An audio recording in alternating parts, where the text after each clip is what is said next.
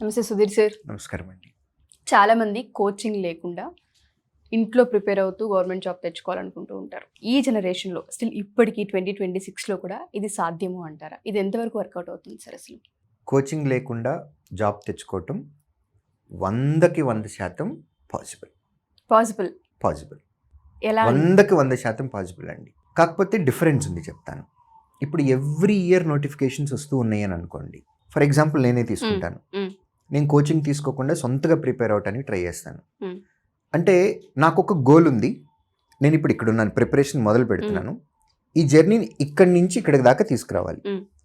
ఈ ప్రాసెస్ మొత్తం నాకు ఐడియా ఉంటే గనక ఎలా వెళ్ళాలి, ఉద్యోగం రావాలంటే ఏం చెయ్యాలి, ఏం చదవాలో కాదు, ఏం చెయ్యాలో కనుక నాకు మొత్తం తెలిస్తే నాకు అసలు ఎవ్వరి హెల్ప్ అక్కర్లేదు. నా బుక్స్ ఉంటే చాలు. బుక్స్ నేను చదువుకుంటాను.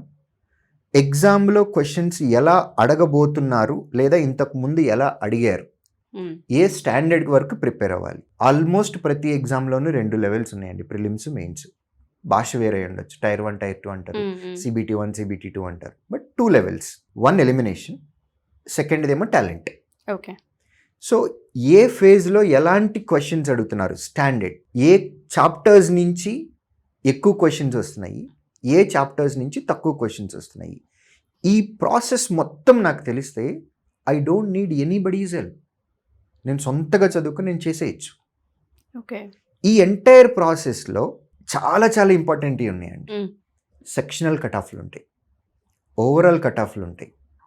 స్టేట్ గవర్నమెంట్ పెట్టే ఎగ్జామ్స్ అయితే డిస్ట్రిక్ట్ వైజ్ సెగ్రిగేషన్ తోటి మనకి మెరిట్ లిస్ట్ తీస్తారు. Best example SI constable. కొన్ని రీజన్ వైజ్గా తీస్తారు. For example railway exams zone వైజ్గా ఉంటాయి. సో ఎక్కడ కట్ ఆఫ్ ఎలా ఉంటుంది, ఎక్కడ కాంపిటీషన్ ఎక్కువ ఉండబోతుంది, ఏ స్టాండర్డ్ ఆఫ్ క్వశ్చన్స్ వస్తాయి, ఏ సబ్జెక్ట్ని ఎక్కువ కాన్సన్ట్రేట్ చేయాలి, పర్టికులర్ సబ్జెక్ట్లో ఏ చాప్టర్స్ని ఎక్కువ ఫోకస్ చేయాలి, ఇదంతా కనుక నాకు తెలిసినట్లయితే సొంతగా చదువుకొని డెఫినెట్గా ఉద్యోగం తెచ్చుకోవచ్చు. దీనిలో civil services exam, civils exam రాసి ఉద్యోగాలు తెచ్చుకున్నటువంటి వాళ్ళు, IAS ఆఫీసర్స్, IPS ఆఫీసర్స్ అయిన వాళ్ళు కూడా ఉన్నారు. So coaching is not compulsory. But కోచింగ్లో ఉండే అడ్వాంటేజ్ ఏంటో చెప్తాను. ఇప్పుడు ఈ ఎంటైర్ ప్రాసెస్ అని చెప్పాను. మీ లక్ష్యాన్ని, మీ గోల్ని మీరు రీచ్ అవ్వడానికి ప్రాసెస్ ఉంది. ఈ ప్రాసెస్లో మీరు ఒక ఫేజ్ దగ్గర ఫస్ట్ ఫేజ్లోనే ఫెయిల్ అయ్యారు. మళ్ళీ మొదటి నుంచి మొదలు పెట్టాలి. మీరు చేసిన మిస్టేక్ ఏంటో ఫస్ట్ మీరు తెలుసుకోగలగాలి. సెల్ఫ్ అనలైజేషన్ ఉండాలి. చేసిన మిస్టేక్ ఏంటో ఐడెంటిఫై చేసుకొని దాన్ని రెక్టిఫై చేసుకొని మళ్ళీ నెక్స్ట్ నోటిఫికేషన్కి అప్లై చేయాలి. నెక్స్ట్ నోటిఫికేషన్లో ఫస్ట్ ఇది పాస్ అయ్యారు, నెక్స్ట్ లెవెల్ ఎగ్జామ్ ఉంది, అందులో ఫెయిల్ అయ్యారు అనుకుందాం. మెయిన్స్లో మీరు ఏం మిస్టేక్ చేశారో మీకు తెలియగలగాలి. మళ్ళీ మొదలు పెట్టాలి ఫస్ట్ నుంచి. సో ప్రిలిమ్స్లో మిస్టేక్స్ చేయకూడదు, మెయిన్స్లో మిస్టేక్స్ చేయకూడదు, తర్వాత మళ్ళీ ఇంటర్వ్యూలో మిస్టేక్ చేయకూడదు. ఈ ప్రాసెస్ అంతా సొంతగా నేర్చుకుంటా, సొంతగా చదువుకుంటాము అని అంటే it's a trial and error method. అవును. అంటే ఉద్యోగం రావడానికి 2 సంవత్సరాలు పట్టచ్చు, లేదా 3 సంవత్సరాలు పట్టచ్చు, లేదా 10 నోటిఫికేషన్లు కూడా అవ్వచ్చు. అంటే ఇయర్లీ ఒక 5-6 నోటిఫికేషన్స్ వస్తున్నాయి అంటే మేబీ ఒక 10వ నోటిఫికేషన్ మనం పర్ఫెక్ట్ అవుతాం. కోచింగ్లో ఉండే అడ్వాంటేజ్ ఏంటి అని అంటే ఒక టీచర్ యొక్క ఎక్స్పీరియన్స్ కాదండి మాట్లాడు, 20, 30, 40 సంవత్సరాలుగా చేసేవాళ్ళు కూడా ఉంటుంది. Experience is different, expertise is different. ఎక్స్పర్టైజ్లో అనాలిసిస్ చేస్తాం మేము. ఎగ్జామ్ ట్రెండ్ ఎలా నడుస్తూ ఉంది, రీసెంట్ చేంజెస్ ఏమేమి రాబోతున్నాయి, what to do, what not to do. Competitive ఎగ్జామ్కి ప్రిపేర్ అయ్యే స్టూడెంట్కి ఈ 2 తెలియాలండి. ఇది వినేటటువంటి మీకు కానీ లేకపోతే వ్యూవర్స్కి కానీ సినిమా డైలాగ్గా ఉంటుందేమో తప్ప this dialogue we are using for the last 21 years. What to do, what not to do, these 2 are very very very important for competitive exam. ఏం చేయాలో తెలిస్తే సరిపోదండి, ఏం చేయకూడదో కూడా తెలియాలి. That is what a teacher does. మేము ఒక క్వశ్చన్ చెప్పేటప్పుడు ఇదే క్వశ్చన్ ఎగ్జామ్లో వస్తే పట్టుకోవాలా పట్టుకోకూడదా. క్వశ్చన్ కొన్ని అయితే పూర్తిగా కూడా చదవనివ్వం. ఫస్ట్ లైన్ చదివిన తర్వాత ఆన్సర్ పెట్టగలమా లేదా, పెట్టగలిగితే లాస్ట్ లైన్లోకి వెళ్ళి క్వశ్చన్ చుట్టూ ఆన్సర్ పెట్టడం. అన్నిటికీ పాసిబుల్ కదండి. కొన్ని క్వశ్చన్స్ ఉంటాయి, కొన్ని క్వశ్చన్స్ ఉంటాయి ఫస్ట్ లైన్ చదివిన తర్వాత దీన్ని మనం పట్టుకోకూడదు, వదిలేయాలి. సో ఎలాంటివి పట్టుకోవాలి, ఎలాంటివి పట్టుకోకూడదు. ఒకవేళ మనం క్వశ్చన్ చేస్తున్నట్లయితే కనుక ఏ మెథడ్లో చేయాలి. నేను ఒక క్వాంటి టీచర్నండి.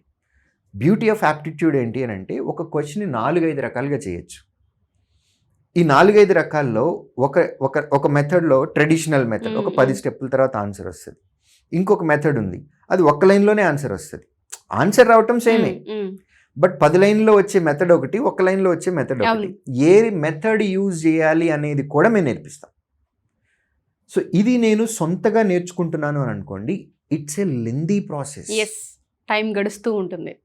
నేను ఒక్కొక్కటి నా సొంతగా నేను రీసెర్చ్ చేయాలి, నేను నేర్చుకోవాలి, రైట్. ఇది ఒక 2 years టైం స్పాన్ పడుతుంది అని అనుకుంటే, ఒక ఎక్స్పర్ట్ ఉంటే, ఒక టీచర్ ఉంటే, ఒక గైడ్ ఉంటే, ఒక మెంటర్ ఉంటే ఈ 2 years స్పాన్ని హాఫ్ చేస్తాడు. సో మీరు తప్పు చేసి చెయ్యి కాలేంత వరకు వెయిట్ చేయక్కర్లేదు. ఇది పట్టుకుంటే చెయ్యి కాలుతుంది, ఇది పట్టుకోకు అని ముందు నుంచి ఫీడ్ చేస్తూ ఉంటాం. Don't go in that way, choose this way. మేము రోడ్ మ్యాప్ ఇస్తాం. ఇది మాకెలా వచ్చింది, because we're into this field. ఈ కాంపిటేటివ్ ఫీల్డ్లో ద లాస్ట్ 20-30 years ఉంది. I'm into this field for 21 years, but organisation 31 years నుంచి. సో ఈ ఎక్స్పీరియన్స్లో మేము నేర్చుకుని మేము ఎక్స్పర్టైజ్ అయ్యాం దీన్ని. ఇక్కడ కోచింగ్ హెల్ప్ అవుతుంది. సో అంతే తప్ప కోచింగ్ లేకపోతే ఉద్యోగం రాదు అని నేను చెప్పనండి.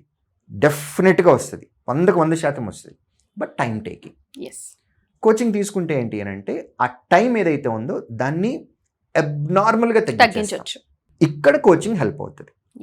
రాంగ్ ట్రాక్లోకి వెళ్ళి అక్కడ ఫెయిల్ అయ్యి అక్కడ మళ్ళీ ఇబ్బంది పడి మళ్ళీ మొదటి నుంచి ప్రిపరేషన్ కాకుండా, మీరు ఇలా వెళ్తే ఇందులో ఈ మెథడ్ చూస్ చేస్తే, ఈ పాత్రలో వెళ్తే మీరు ఇది ప్రిపేర్ అయితే మీరు ఇబ్బంది పడతారు, అది అవసరం లేదు అని ఒక రైట్ డైరెక్షన్ ఇచ్చి ప్రాపర్ వే చూపిస్తాం డెస్టినేషన్ రీచ్ అవడానికి.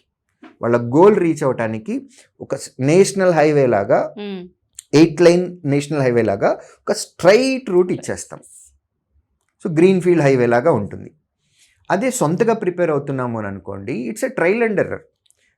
మనకి వెళ్ళాల్సిన ప్లేస్ తెలుసు, మనకు వెళ్ళాల్సిన ప్లేస్ తెలుసు, మన గోల్ రీచ్ అవ్వడానికి మన గోల్ ఏంటో మనకు తెలుసు.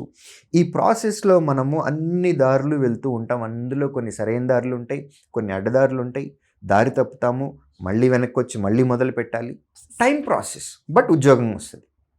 ఉద్యోగం రావాలంటే కోచింగ్ గ్యారంటీ అనే మాట నేను అసలు ఎప్పటికీ వాడలేదు, ఫ్యూచర్లో కూడా నేను వాడను. గ్యారంటీగా ఉద్యోగం తెచ్చుకోవచ్చు సొంతగా ప్రిపేర్ అయ్యి. టైం టేకింగ్, ఎక్స్పర్ట్ ఉంటే ఆ టైం తగ్గిస్తారు. Exactly. Thanks for the clarity sir. Thank you sir. Thank you so much. Thank you అండి.